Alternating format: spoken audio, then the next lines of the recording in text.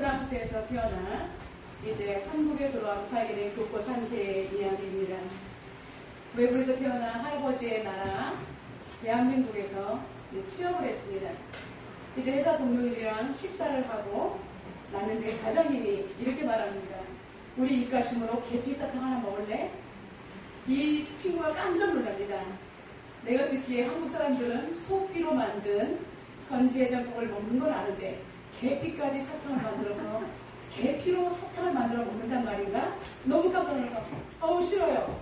이 사람들 너무나 무서운 사람들이네. 드라큘라보다 더 무섭네. 이렇게 싫다고 했습니다. 그랬더니 과장님이 그러면 눈깔 사탕은 어때?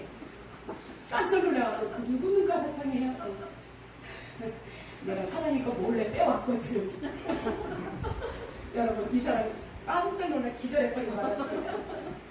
눈을 떴습니다. 과장님이 이 젊은 친구 안 되겠구만. 너무 몸이 기력이 약하구만. 몸보신을 해야 되겠어. 우리 집으로 가세. 우리 집에 가서 내장탕 먹으세. 우리 마누라 내장탕이 최고야. 이 친구가 또다시 기절했습니다. 그 이후 이 친구는 식당 간판만 보고 깜짝 놀라는 트라우마가 생겼다고 합니다. 할머니 뼈다귀 해장국. 여러분 이거보다 더 무시무시한 간판이 있습니다.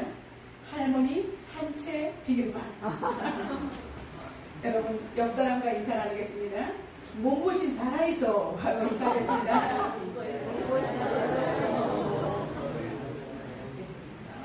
어제가 초복이었습니다. 더운 여름에 영적으로나 육적으로 건강하시기를 주님의 이름으로 축복합니다. 오늘은 제2의 종, 의의 종이라는 제목으로 은혜를 나누겠습니다. 사도 바울은 로마에 있는 유대인과 그리스도인들을 대상으로 로마서를 기록했습니다. 바울이라는 이름의 헬라식 이름은 작다라는 뜻의 이름입니다. 그리고 바울의 옛 이름인 사울은 히브리식 이름으로 구하였다.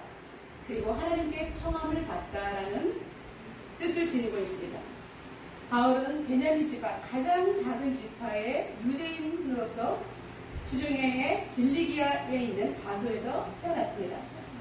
다소는 대학이 많이 밀집되어 있는 문화의 중심지며 정말로 대학가처럼 이렇게 대학로처럼 학문이 풍부한 도시에서 태어났습니다.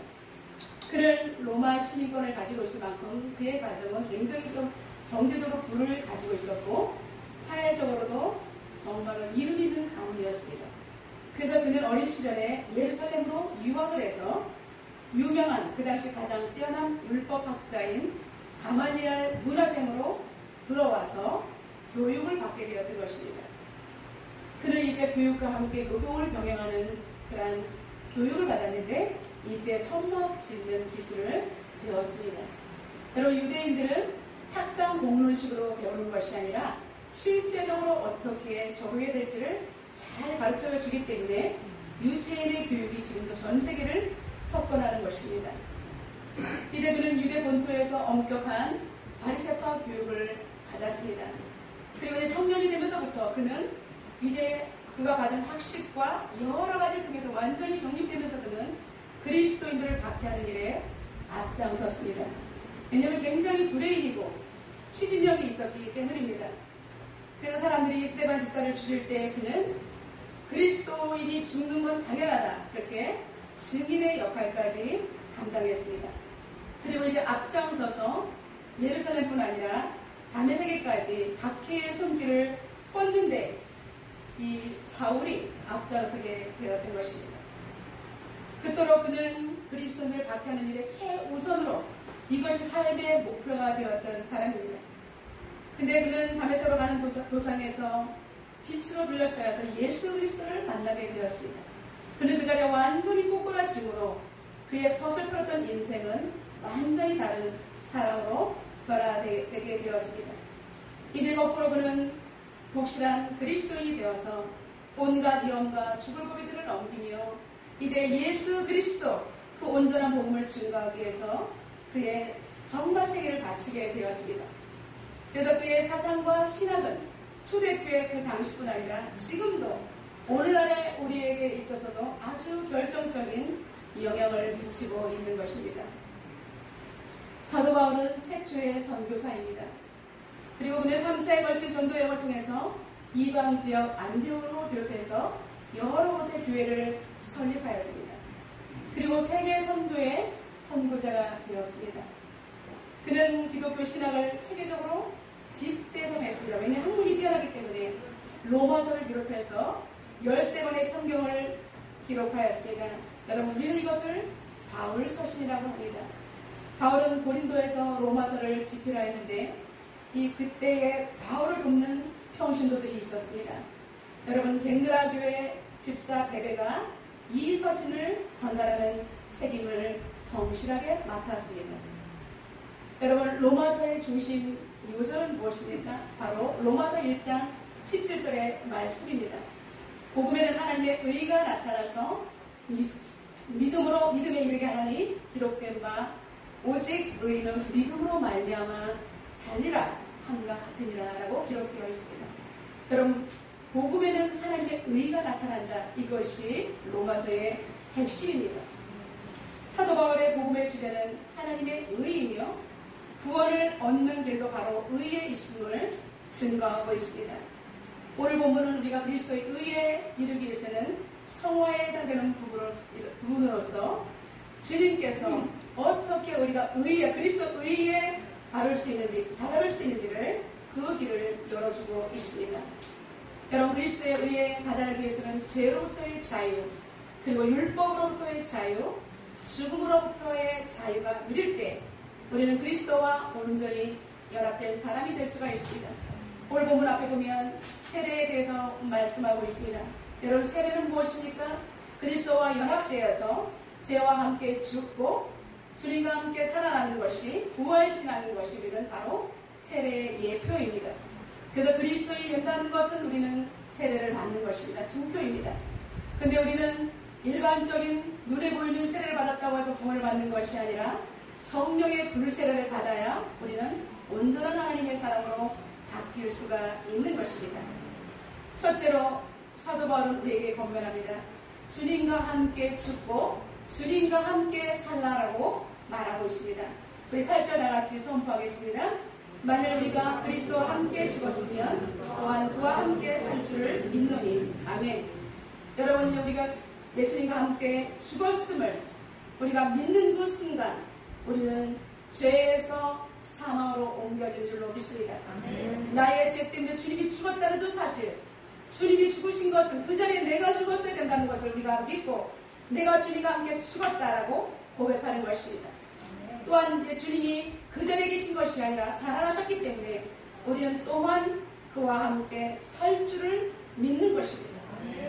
여러분, 죽어있는 예수를 믿을 필요는 없는 것입니다. 우리는 살아계신 예수 그리스도를 믿는 것입니다. 이것이 영생에 이르는 길이며 부활 신앙인 것입니다. 그렇기 때문에 우리는 정말로 먼저 이 세상을 떠나간 사람들을 잔다라고 말하고 있습니다. 먼저 천국에 간 그 사람들을 우리는 주님이 다시 오실 그날을 만날 수 있다라고 했기 때문에 우리는 천국 환송 예배를 보낼 때에 우리는 환송이지 아이고 복하지 않는 것입니다. 왜냐하면 다시 부활의 아침에 만날 수 있는 약속이 있기 때문입니다. 그러므로 우리는 살아있는 예수 그리스도를 믿어야 합니다. 먼저 구원받은 사람의 증거는 그리스도의 부활에 대한 성도의 고백이 있어야 합니다. 여러분, 내가 아무리 그리스도인이 된다, 내가 예수를 믿고 싶다, 그런데도 불구하고 여러분 고백이 이루어지지 않으면 그리스도인이 아닌 것입니다. 여러분, 이 고백은 억지로 할 수가 없습니다. 내 마음속에 성령이 들어오시고 성령께서 주인으로 계시고 그분이 이 안에 계신 것을 내가 느낄 때 이분 때문에 나는 고백하지 않을 수가 없는 것입니다. 내 마음의 주인이신 이분 때문에 나는 감당할 수 없습니다. 나의 죄 때문에 돌아가신 그 예수님의 은혜, 하나님, 나는 감당할 수 없습니다. 나는 죄인입니다. 나는 죽었습니다. 그러나 또한 예수님 때문에 살았습니다.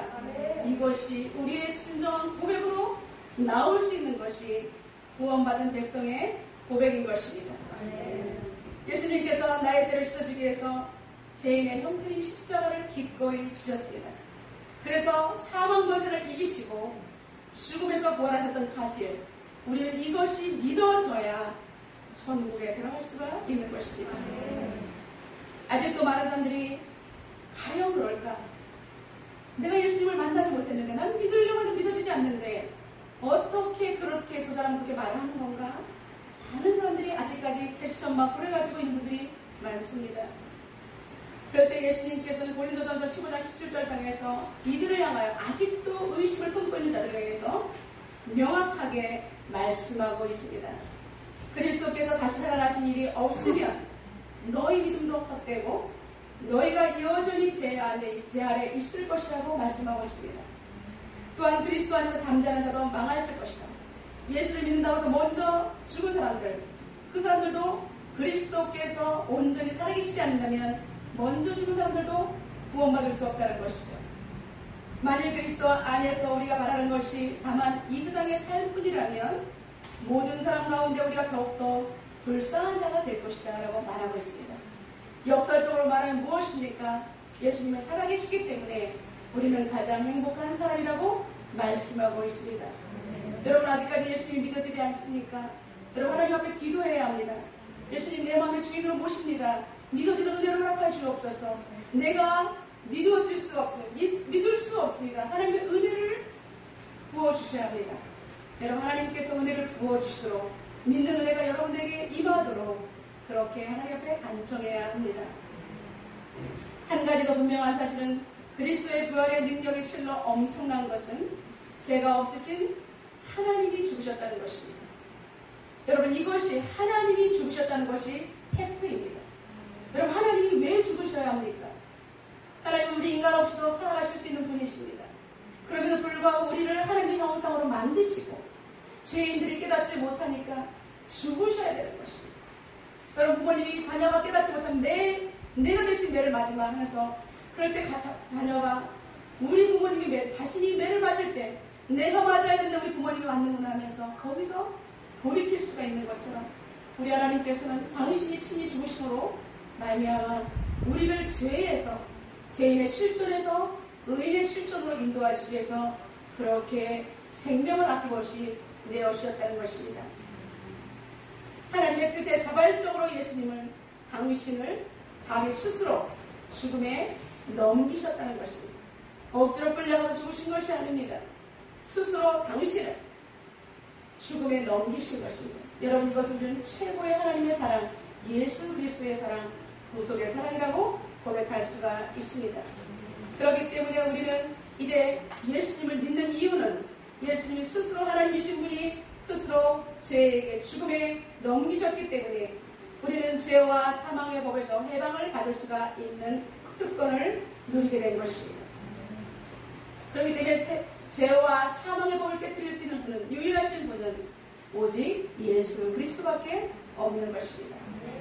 여러분 오늘이 무슨 날인지 아십니까? 제헌절이죠.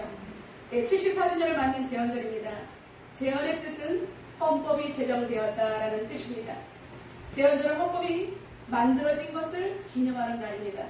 여러분 대한민국에 헌법이 있다는 것은 최고의 축복이고 귀한 것입니다. 그렇기 때문에 우리는 이 헌법을 잘 지키도록 깨어 있어야 할 것입니다. 제헌절의 핵심은 헌법이죠. 법에는 종류가 많이 있습니다. 헌법을 비롯해서 민법, 상법, 형법, 국제법 등 정말 여러 가지 법이 있는데 그중에 헌법은 가장 상위에 있는 최고의 법입니다. 다시 말해서 그 헌법 위에 다른 어떤 법도 있을 수가 없다는 것입니다. 헌법은 국가의 근본과 국민의 권리에 대한 것을 내용으로 담고 있는 만큼 최고의 법이고 국민들을 보호할 수 있는 대한민국의 헌법은 위대한 줄로 믿습니다.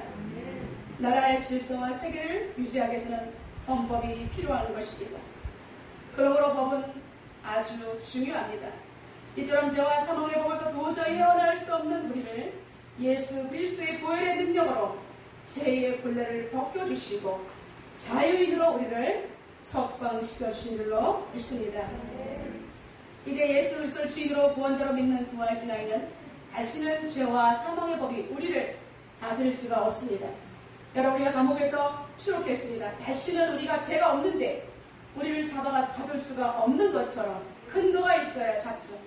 여러분 우리는 죄와 사망의 법 예수 그리스도 죄가 없으신 그 하나님이 나의 죄를 대신 탕감해 주셨기 때문에 우리는 다시는 죄의 감옥에 갇힐 필요가 없는 것입니다.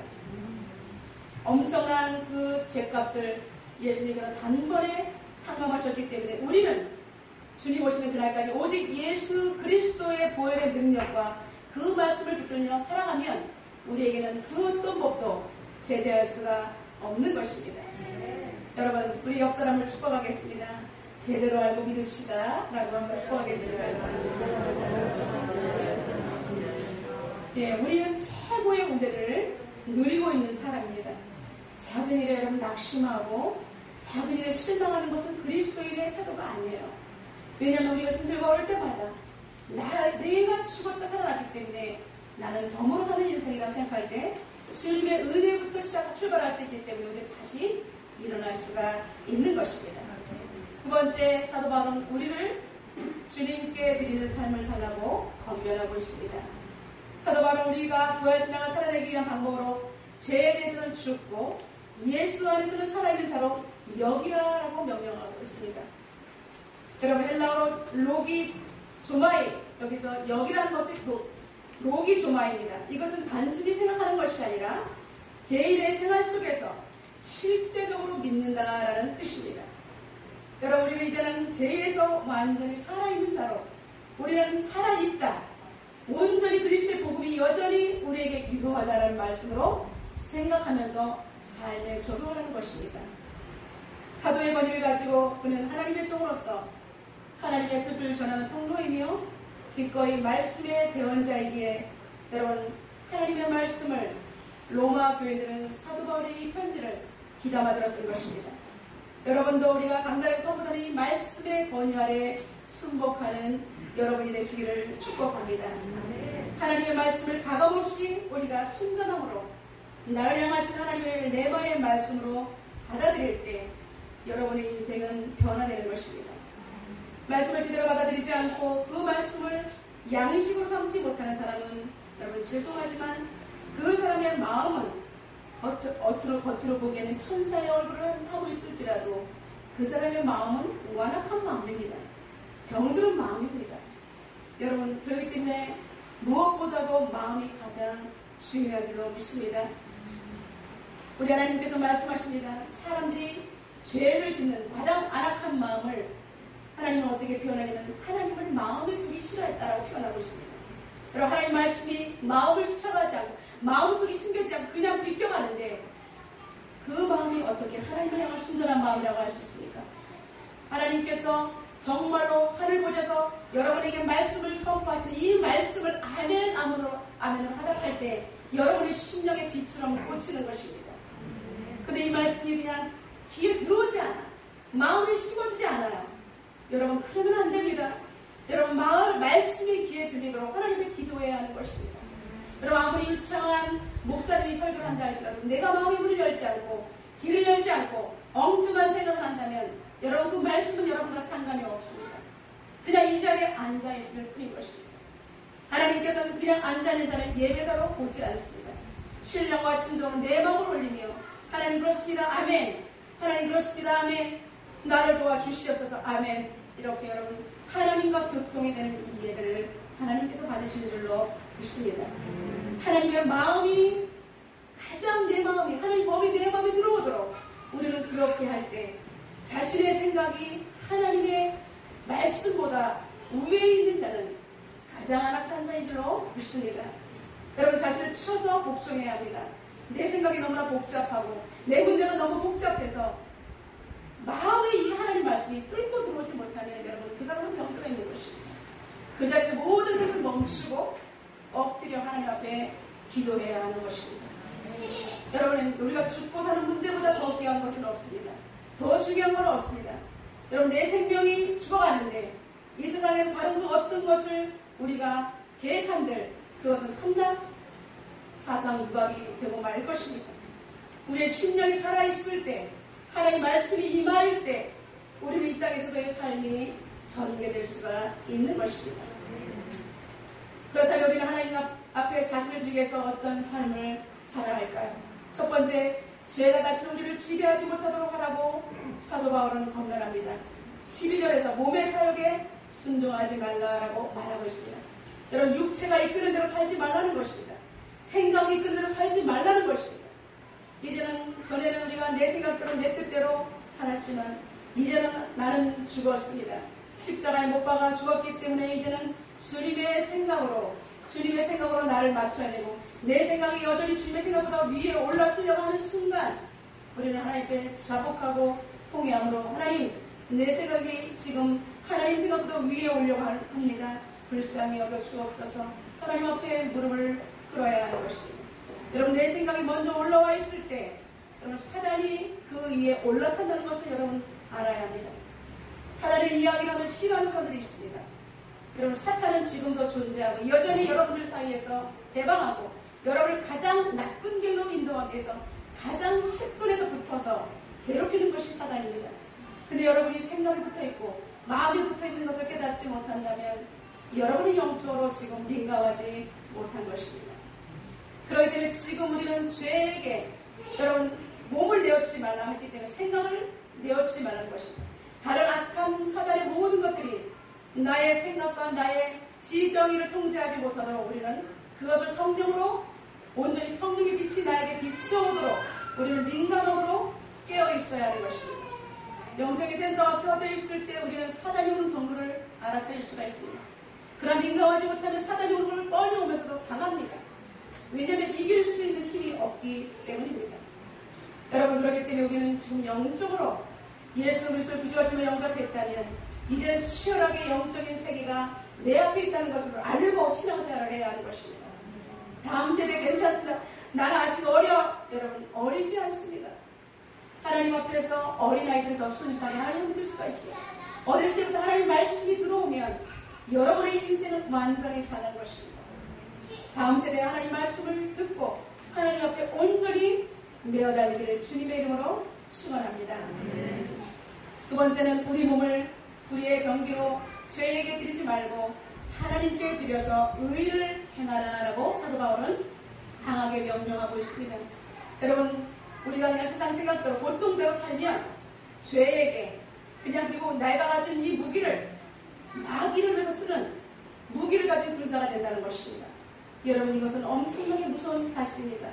내가 마귀와 싸워야 되는데 내가 마귀 편이 된다니 있을 수가 있습니까? 나는 마귀 편이 된 적이 없어요. 여러분 하나님의 생각과 맞지 않으면 마귀 편에 서 있는 것입니다.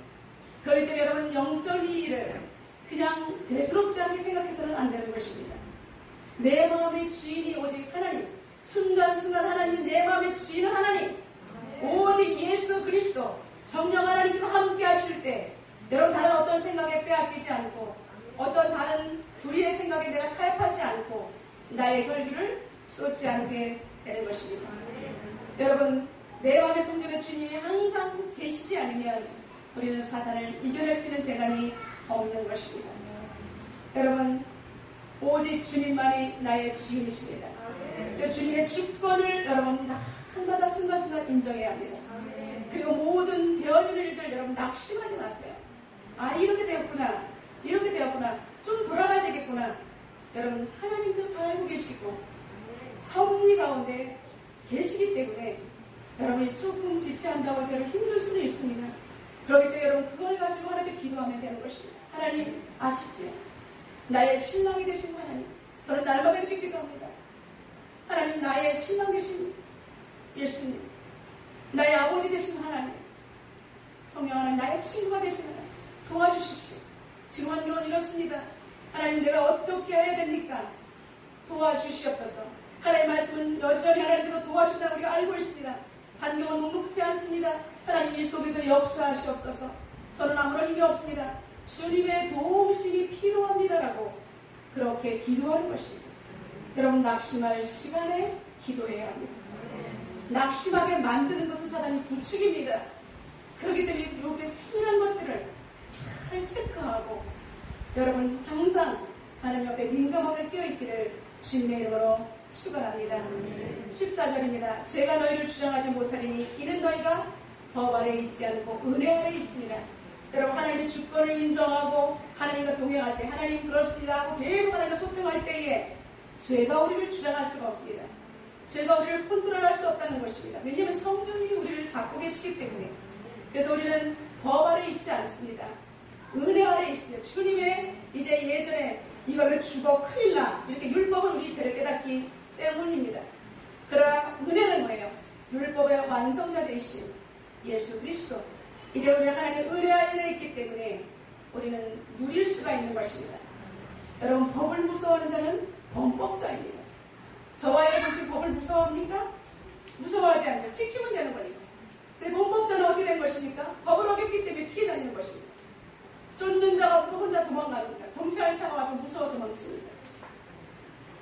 여러분, 우리는 죄를 짓지 않고 오직 예수 그리스도의 보증이 되기 때문에 이제는 그 법이 나를 올라매는 것이 아니라 오히려 법 때문에 우리는 보호를 받는 것입니다. 이것이 하나님의 은혜인 줄로 믿습니다. 여러분, 우리는 사단에게 나를 내어주는 것이 아니라 주님께서 쓰시겠다고 할 때 나를 사단에게 맨날 도구로 쓰임받지 말고 주님 앞에 의의 병기로 내어드리라고 사도 바울은 말씀하고 있습니다. 우리 옆 사람을 축복하겠습니다. 하나님께 귀하게 쓰임받으세요 라고 축복하겠습니다. 세 번째, 사도 바울은 우리에게 권면합니다. 죄의 종이 될 것인가 또는 의의 종이 될 것인가. 16절 나가지 선포하겠습니다. 너희 자신을 종으로 내줘 누구에게 순종하든지 그 순종을 받는 자의 종이 되는지를 너희가 알지 못하느냐. 혹은 죄의 종으로 사망에 이르고 혹은 순종의 종으로 의에 이르느니라. 아멘. 종은 헬라어로 둘로스라고 합니다. 종은 아무런 권리가 없습니다. 주인이 하라는 대로 절대적인 복종만 해야 합니다. 사람은 누구든지 죄의 종 아니면 의의 종, 두 가지 삶을 살게 됩니다. 한 사람이 두 주인을 섬길 수가 없습니다. 여러분, 명확하게 죄의 종이 될 것인가 아니면 주님의 의의 종이 될 것인가를 우리 주님께서 말씀하고 있습니다. 여러분이 어느 주인을 선택하든지 간에 여러분, 그 주인은 절대적으로 여러분들에게 복종을 요청할 것입니다. 마귀도 여러분, 마귀의 종이 되는 순간 여러분, 마귀의 하수인이 돼서 끝까지 끌려가야 할 것이고 그리스도의 온전한 종이 되고 우리 하나님께 귀하게 쓰임을 받는 하나님 앞에 복종해야 할 것입니다. 마태복음 6장 24절 통해서 주님은 이렇게 말씀하고 있습니다. 한 사람이 두 주인을 섬기지 못하나니 포기를 미워하고 저를 사랑하고 포기를 중히 여기고 저를 경히 여기리라. 너희가 하나님과 재물을 겸하여 섬기지 못하리라 라고 말씀하고 있습니다. 여러분, 어제 7월 16일 대한민국의 심장부와 같은 시청 앞 광장에서 히어 축제가 열렸습니다. 여러분, 차별금지법이라고 하는 그럴듯한 프레임을 씌워서 하나님의 창조의 법을 밀어내고 악한 법이 버젓이 주인 행세를 하기 위해서 여러분, 악법이 자리 잡으려고 하는 것입니다. 하나님의 창조 질서와 근본을 기른드는 선악임을 사람들은 아직까지 잘 알아차리지 못합니다. 그럴 때는 그리스도인 우리는 하나님 편에 서서 불의의 병기로 정말로 자신들의 정체성까지도 내어버리는 죄의 종으로 치닫는 사람들, 이것이 버젓이 매스컴에서도 정당화하는 이 안타까운 현실 속에서 여러분들은 어떻게 해야 합니까? 목소리를 내야죠. 저것은 잘못했다라고 얘기를 해야 하는 것입니다. 사랑하는 성도 여러분, 낙타의 코라는 그런 우화가 있습니다. 사막에서 너무나 낙타와 주인이 이제 밤에 머물러 있었습니다. 너무 추웠습니다. 텐트를 치고 주인은 안에 있습니다. 텐트 이만큼 사이에 낙타가 코를 삐죽이 들어옵니다. 주인이 보니까 낙타가 추웠구나 하고 그래 코 정도, 얼굴 정도까지만 들어와도 된다고 허용을 했습니다. 나중에 보니까 점점점 낙타가 생각하니까 여기 안에 되게 너무 따뜻해요. 주인이 허용해 주거든요. 점점 들어와서 나중에 그 텐트를 낙타가 차지해버리고 말았습니다. 여러분, 주객이 전도된다는 것입니다. 작은 것을 허용하면 우리는 나머지 모든 것이 무너지는 결과를 초래하게 된다는 것입니다. 여러분, 사도 바울이 복음을 전하는 시대는 핍박의 시대였고요. 죽음의 시대였고요. 목숨을 내어놓고 예수님을 믿어야만 구원을 받는 그러한 시대였습니다. 그런데 바울은 로마 교인들에게 지금 칭찬을 하고 있습니다. 너희들이 죄의 종이더니 이제는 의의 종이 되었다. 말씀을 따라 교훈을 삼으며 온갖 핍박 속에서도 죄와 실험하며 주님의 말씀을 지키게 된 것을 사도 바울은 감사하다고 하나님께 칭찬하고 있습니다. 여러분, 복음의 씨앗이 우리 심령 가운데 떨어졌습니다. 근데 악한 사탄에게 이 씨앗이 먹히지 않고 살아서 싹이 터서 열매를 맺을 때 그리고 믿음으로 정체적으로 성화되는 모습을 보면서 사도 바울은 눈물을 흘리며 다음과 같이 고백을 하고 있습니다. 하나님께 감사하리로다. 너희가 본래 제 족이더니 너희에게서 나준 바 교훈의 불을 마음으로 순종하여 죄로부터 해방되어 의에게 종이 되었느니라. 아멘. 여러분, 이제 말씀을 맺겠습니다. 불의 전차라는 영화로 전 세계에 많은 사람들에게 큰 울림을 준 영화가 있습니다. 달리기 선수인 영국의 에릭 리들의 실화를 영화화한 것입니다. 그는 1924년 파리올림픽 주종목 100m 경기에 출전하게 되었는데 하필이면 경기가 주일에 개최되었습니다. 그는 주일에 하나님 앞에 예배할 수 없다는 이유로 과감하게 포기하고 출전하지 않았습니다. 그 다음에 평일에 열리는 200m에서 그리고 400m에서 그는 200m에서는 동메달을, 400m에서는 47.6이라는 신기록을 갱신하면서 금메달을 목에 걸었습니다. 기자들이 그에게 인터뷰를 했습니다. 그는 이렇게 고백합니다. 처음 200m는 제 힘으로 뛰었고요. 그 이후부터는 하나님의 도우심으로 더 힘차게 달릴 수 있었습니다. 그는 이렇게 고백했습니다. 내 인생에 내가 출발을 내 힘으로 하는 것 같지만 하나님의 도우심으로 내 인생은 여기까지 왔기 때문에 내가 주인이 아닙니다라고 고백했던 것입니다. 그는 단지 왜 출전에 경기를 하지 않았냐 했을 때 저는 단지 주일 성수를 하는 것에 목표 둔 것이 아니라 그리스도는 내 인생의 주인이기 때문에 주님과의 만남이 가장 소중하기 때문에 경기보다는 주님과의 만남이 더 소중하기 때문에 나는 과감하게 포기하는 것입니다. 저는 예배대로 사는 삶을 포기할 수 없습니다라고 고백했던 것입니다. 그래서 여기에서 멈추지 않고 23세에 중로 선교를 자청하였고 44세에 중국에서 순교하다가 짧은 인생을 마치게 됩니다. 그는 기꺼이 의의 종으로 사는 길을 선택했고 그리고 오늘날 그를 기억하는 많은 분들에게 기감이 되고 있습니다. 사랑하는 성도 여러분, 오늘 우리는 말씀을 받고 세상으로 파송됩니다. 하나님께서 이 말씀을 주시는 것은 우연이 아닙니다. 그렇다면 우리는 이 말씀을 가지고 어떻게 세상에서 살아내야 할 것입니다. 지금은 진리가 거짓으로 몰리고 거짓이 절대 진리랑 세상의 버젓이 법으로 미혹하고 있는 이 순간입니다. 여러분, 세상을 따르면 평안하게 살 수 있습니다.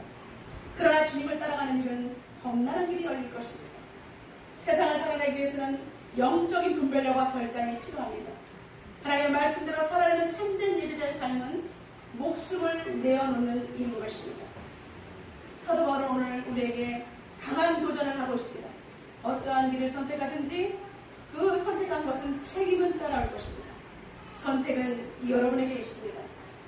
제 종으로 사망에 이를 것인가, 그리스도께 순종함으로 의의 종이 될 것인가. 다 같이 기도하겠습니다. 오늘 주신 말씀 붙들고 하나님 앞에 통성으로 기도하는 시간을 갖도록 하겠습니다. 주님께서는 오늘 우리에게 제 종이 될 것인가, 의의 종이 될 것인가 라고 우리에게 물어보고 계십니다. 여러분은 선택을 어떠한 선택을 하실 것입니까? 이제껏 내가 믿은 신앙, 하나님 앞에 온전히 하나님을 고백하는 그러한 복된 시간 되기를 주님의 이름으로 축원합니다. 하나님 앞에 통성으로 기도하겠습니다. 살아계신 하나님 아버지, 사도 바울 오늘 로마 교인들에게 말씀하면서 우리에게도 동일하게 하나님 아버지 요청하고 있습니다. 살아계신 하나님 아버지, 우리가 제 종으로 육신대로 살 것인가, 아니면 아버지 하나님의 고난을 통하여 아버지는 의의 종으로 살 것인가를 우리에게 도전하고 있습니다. 살아계신 하나님, 우리가 하나님의 나라의 법인 제사장 나라의 법을 잊어버리고 살 때는 포로로 끌려갈 수밖에 없었습니다. 그리고 하나님 아버지, 세상의 법을 따를 때 죽음을 면하지 못한 것을 볼 수가 있습니다. 심판에 이르게 된다고 말씀하고 있습니다. 하나님 아버지, 오늘 제헌자를 맞이하여서 우리가 뜻깊게 하나님의 말씀의 법에 다시 한번 우리가 비추어봅니다. 하나님 아버지, 대한민국의 헌법이 있어서 우리가 이렇게 보호받으면서 국제 가운데도 하나님 아버지 정말로 할렐루야 열풍으로 우리가 대한민국의 이름을 위상을 떨칠 수가 있는 것, 이건 하나님께서 보호하시고 우리에게 헌법이 있기 때문입니다. 하나님 아버지, 우리에게 또한 그리스도의 법이 있습니다.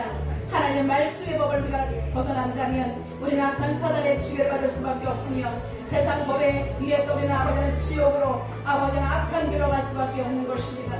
살아계신 하나님 아버지, 예수 그리스도께서 십자가의 죽으심으로 우리를 살리셨기에 이제 우리는 다시 아버지 죄의 종으로 죽음에 넘겨질 자가 되지 않게 하시고 살아있어 하나님 영으로 깨어있어 죽어가는 영혼을 도울 수 있는 아버지는 복의 통로가 되게 하시며 아버지는 그리스도의 온전한 복음 전달자가 되게 하여 주시옵소서. 하나님 아버지, 우리가 영으로 깨어있기를 원합니다. 내가 살아야 우리 가정이 삽니다. 하나님 아버지, 우리가 남편과 자녀를 도울 수 있습니다. 살아계신 하나님, 우리가 깨어있어야 주변의 사람들을 도울 수 있습니다. 하나님 아버지, 진리에 대해서 막 목숨 걸고 사서는 분별력을 허락하여 주시옵소서. 하나님 아버지, 하나님의 보호로 우리를 보호받게 도와주시고 성도의 직장을 일터에서 하나님 아버지 다음세들을 지켜낼 수 있도록 하나님 우리가 깨어나게 하여 주시옵소서. 살아계신 하나님, 우리가 어떻게 의의 종이 될 수 있습니까?